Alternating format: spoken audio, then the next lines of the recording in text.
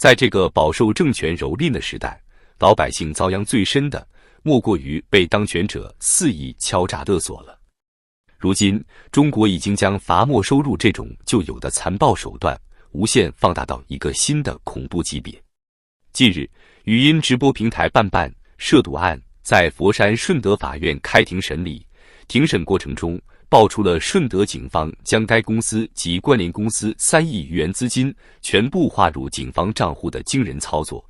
引发外界对逐利执法的严重质疑。这起案件无疑为我们揭开了当权者无孔不入、无所不用其极榨取民间资金的淋漓血腥现实。事实上，这种逐利执法行为在中国已经根深蒂固，成为地方政府收入的重要来源。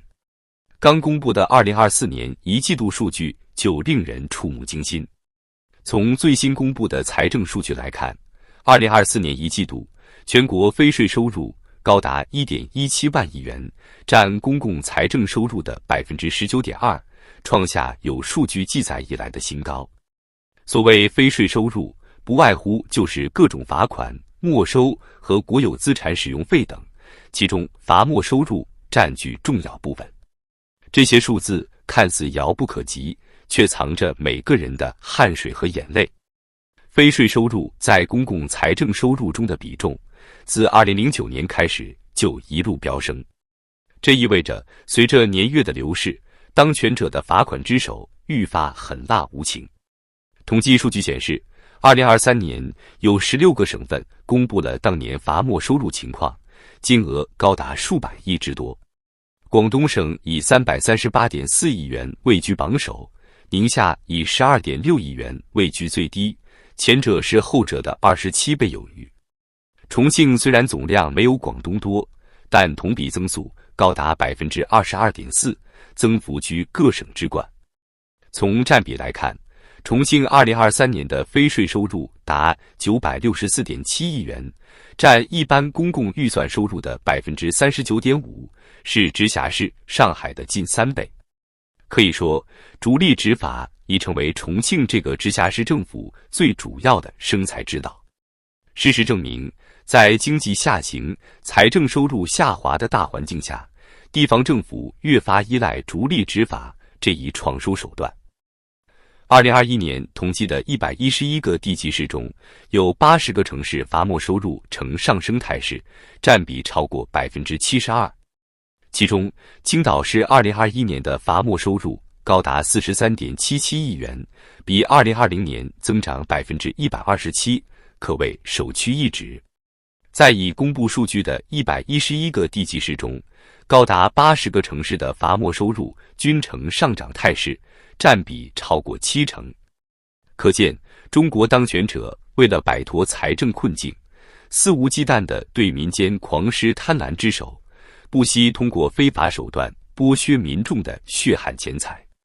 一位曾在体制内任职多年的知情人坦言，当权者保命保全的一线打手工资只会涨不会降，更重要的是，各家都有自己韭菜园，权力决定园子大小，减了工资可割韭菜，低内损失低外补。简而言之，权力催生贪婪，贪婪又滋生了更多权力。面对执法权力的肆虐，老百姓实在苦不堪言。打开时下舆论场，一些匪夷所思的案例不胜枚举，有农民因杀头猪被重罚5万，一个贫困人家赚了区14元卖芹菜，也要被当局狠狠敲上10万的天价罚单。更有卖菜的老人，辛勤劳作，一天只挣21元，却被处以高达11万的惩罚。北京一家小小的包子铺，仅因卖了几份豆腐脑，就被罚款 1.5 万元，并罚没收入7000多元。更有一家餐饮店只卖了几份凉皮，就被罚款5000元，还被没收了119元收入。可谓是穷凶极恶，无所不用其极。生存就是一种罪过，贫困就是一种原罪。在这灯下黑的执法逻辑中，越是底层民众，越是容易沦为被狠狠宰割的韭菜。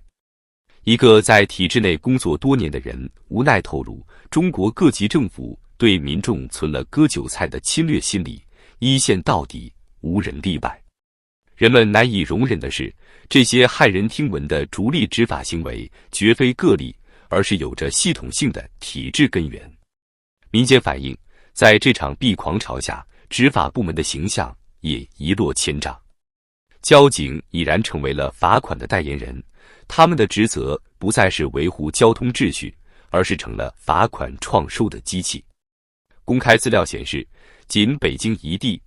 ，20世纪90年代以来，交通罚款累计就高达近1000亿元。上海市单年交通罚款就高达30亿元，深圳市的单次最高交通罚款更是高达1000元，让普通民众难以承受。直白些说，中国当权者已把整个国家当作摇钱树，在狠狠揪韭菜了。一位当地基层人士无奈透露，在他所在的某县，一年一般公共预算收入才1亿多元，但当地交通罚款创收高达3000多万元。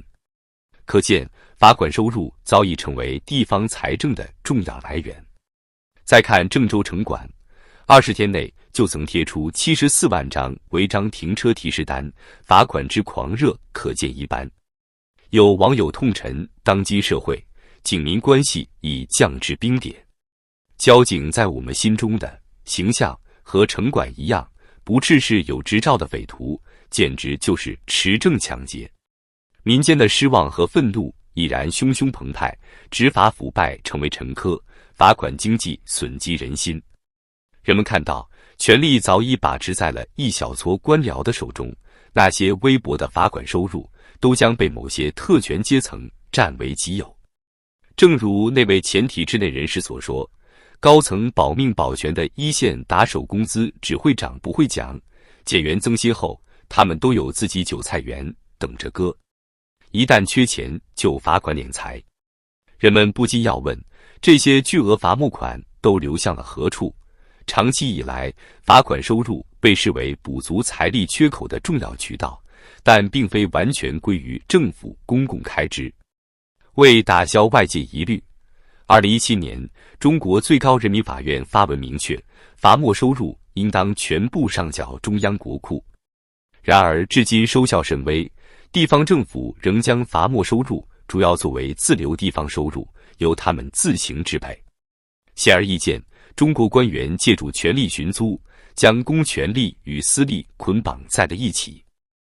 而当权者更进一步退化为在办案中直接攫取民间财富的强盗。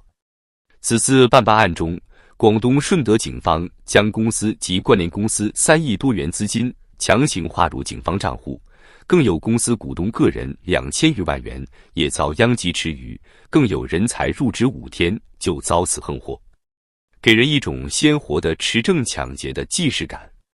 简直是公开挑战法治，露骨的敲诈勒索公司财物。一名辩护律师直指，顺德警方的做法违背了扣押条例，是在逐利执法。更为讽刺的是，即便上级部门勒令整顿，地方政府也依然我行我素，毫不收敛。中央不断发文禁止各地交罚款创收指标，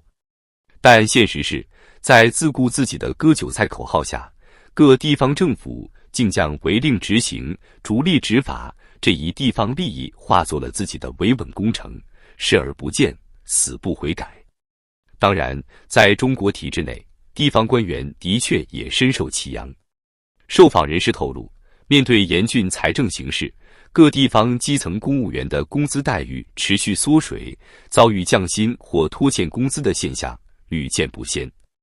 为了维系政权运转，维持至关重要的一线打手的利益，中国当权者不得不纵容地方政府继续割韭菜。此前，全国人大代表姚劲波曾公开建议从根本上破解地方政法机关逐利型执法司法，更好保护民营企业家的合法权益。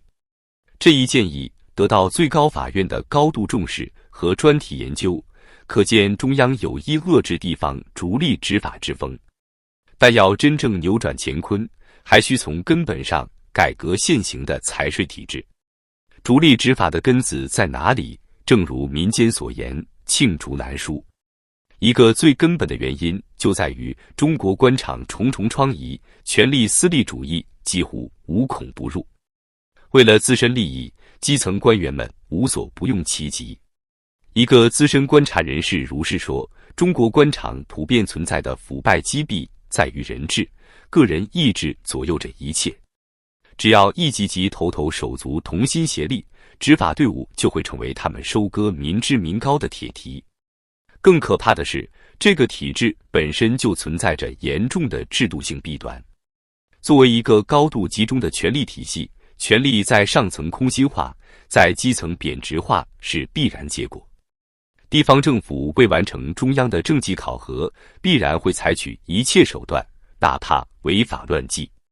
在目前中国经济的低迷期，财政枯竭，地方困顿已是不争的事实。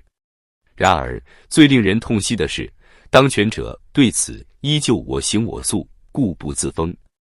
除了前文提及的不断扩张罚没收入、乱罚款收费之外，最吓人的还是当权者对于投资者和企业家横加打压。从2021年至今，越来越多企业家和民营资本家被入狱，严重打击了企业家的信心。理应成为经济拯救者的企业家，反而沦为了他们肆意敌视的对象。这也从一个侧面解释了中国经济不振的缘由。于是，罚款潮、打压潮携手并进，中国经济的光明前景就此陷入了囫囵之中。2024年一季度，实际使用外资数据就出现了 26.1% 的大跌。作为经济发展的晴雨表，外资数据的滑坡再次敲响了警钟。然而，他们似乎并未从中汲取教训，反而一如既往咄咄逼人，执法腐败遍地开花，民怨沸腾之声仍在被压制。